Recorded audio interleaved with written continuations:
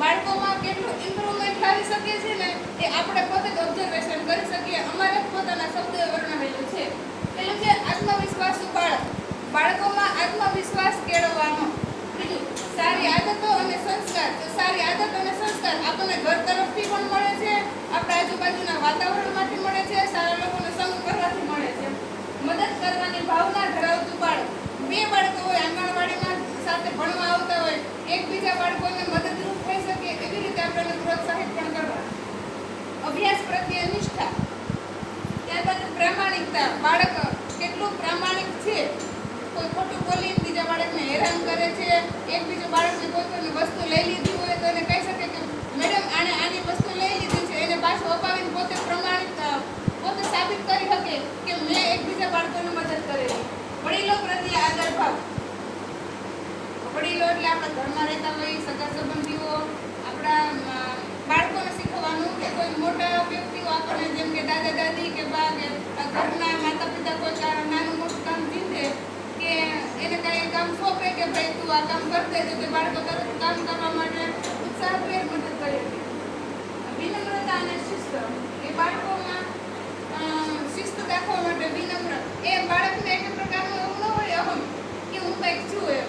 આપણે આપણા બાળકોને શીખવવાનું કે આપણે આપણી લાઈફમાં કઈ રીતે ધીમે ધીમે આગળ વધવાનું છે, એકબીજાને મદદ કરવાની છે, એના વિશે લાગણીશીલ અને ઉત્સાહી. કોઈ પણ કાર્ય પ્રત્યે એને લાગણી ભાવના હોવી જોઈએ, ઉત્સાહિત હોવો જોઈએ કે નહીં મારે આ કામ કરીને પહેલાં આપી દેવું છે. આજ્ઞા પાલન. કે તમે બાળકોને કામ સોંપેલું હોય તો તમારી વાત સમજે. માને કે બાળકોને તમે કહીએ કે પેલા સ્ટોર રૂમમાંથી થોડાક રમકડા લઈ આવો તો બાળકો લઈને તમને આપે, એટલે કે તમારે કહ્યા મુજબ એ કામ કરે. તંદુરસ્ત બાળક. બાળક તંદુરસ્ત. આરોગ્ય, પોષણ, શિક્ષણ. આપણે આંગણવાડીમાં 3 મહત્વનું છે. તંદુરસ્ત બાળક માત્ર ખોરાક લેવાથી બાળક તંદુરસ્ત નથી થતું. એને જે પાયાની સગવડતાઓ હોય, બાળક જ્યારે માતાના ગર્ભમાં હોય ત્યાંથી એને કુપોષણ દૂર કરવા માટેના જે સરકારશ્રીએ બાળકો માટેની જે વિવિધ યોજના છે એનો લાભ મળેલો છે કે નહીં એ પણ આપણે ઓબ્ઝર્વેશન કરવું જરૂરી છે. ખરાબ આદતોથી દૂર રહેવું. બાળકોને ખરાબ આદત, એકબીજા દોસ્તો સાથે લડાઈ ઝઘડો કરવો, અપશબ્દ બોલવો એ બાળકોની ખરાબ આદત છે. તો એને આપણે સમજાવી શકીએ કે આ આપણી ખરાબ આદત છે, એનાથી દૂર રહેવા માટે આપણે બાળકોને સમજાવવાનું કે આવો શબ્દ બોલવાનો નહીં, આવો શબ્દ ઘરમાં ઉપયોગ કરવો નહીં.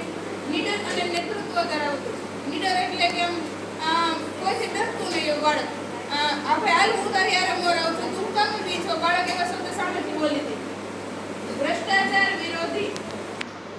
ભ્રષ્ટાચાર. ત્યારબાદ ઉચ્ચ લક્ષ્ય પ્રાપ્ત કરનાર. એમાં એનો ગોલ હોય. અત્યારે તમે નાના બાળકોને પૂછો ને કે તારે મોટું થઈને શું બનવું છે તો તમને પહેલા કહે છે મારે ડોક્ટર બનવું, વકીલ બનવું કે શિક્ષક બનવું.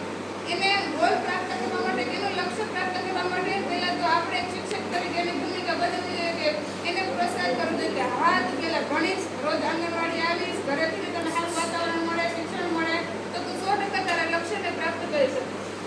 સાદું જીવન અને ઉચ્ચ વિચાર. જીવન સાદું જીવવાનું એટલે કોઈ હાઈફાઈ જીવન બાળકોને સરળ નથી અને સાદું જીવન આપણી ઘરની પરિસ્થિતિને અનુરૂપ રહીને જીવન જીવવાનું. વિચાર હંમેશા સારા અને ઉચ્ચ આપવા. મુશ્કેલીનો સામનો કરનાર. બાળકોને કોઈ પણ જાતનો ડર હોય, કોઈ પણ મુશ્કેલી હોય એનાથી એને કે બીવાનું નહીં, બાળકને સમજાવવાનું કે ભાઈ આજ આવું છે તો કાલે સારું થઈ જશે, ત્યારે મૂંઝાવું નહીં.